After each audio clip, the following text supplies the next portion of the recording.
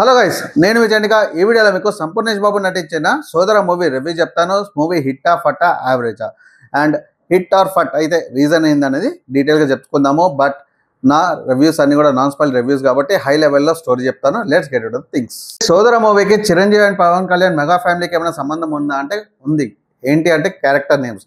So అన్న సంపూర్ణేష్ బాబు పేరు చిరు and తమ్ముడు సంజోష్ పేరు క్యారెక్టర్ పేరు వచ్చేసి పవన్. సో ఈ ఇద్దరు క్యారెక్టర్స్ అన్నదమ్ములు. సో చిరు అండ్ పవన్ ఈ రియల్ టైంలో ఇలాగే బ్రదర్స్, ఈ మూవీలో కూడా చిరు and Pawan brothers.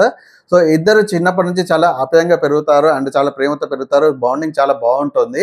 But teenage వచ్చేసరికి ఇద్దరిలో ఒకటి క్లాష్ వస్తుంది. అది ఎందుకు అంటే ఒక అమ్మాయి వల్ల. సో చిరు ఇక్కడ మాస్టర్ ప్లాన్ చేస్తాడు, పవన్ ని సిటీకి పంపించేస్తాడు కాలేజీలో చదువుకోమని చెప్పేసి. సో తనకి అడ్డంగా ప్రేమలో అడ్డంగా ఉండకుండా ఉంటుందని చెప్పేసి.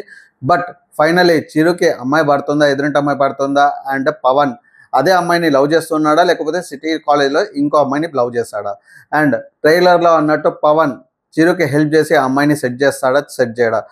అండ్ యాక్చువల్గా చిరు అండ్ పవన్కి మధ్యలో గొడవలు ఎందుకు వస్తాయి? ఈ అన్ని విషయాలు తెలుసుకోవాలనుకుంటే మూవీ తప్పకుండా చూడండి. డెఫినెట్గా మూవీ అయితే బాగుంది. నా రేటింగ్ అవుట్ ఆఫ్ 5 2.5 ఇస్తాను. యావరేజ్గా ఉందని చెప్తాను.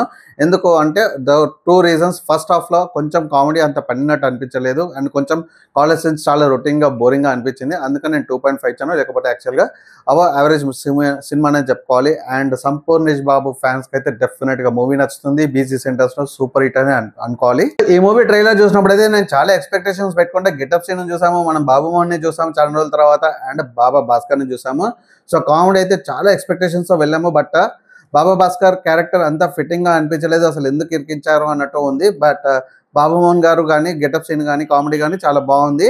సో డెఫినెట్ గా మూవీ ఎంజాయ్ చేస్తారు. థియేటర్లో తప్పకుండా చూడండి. And please like, share and subscribe to my channel for more reviews. నేను సైనింగ్ ఆఫ్ ఫర్ నౌ.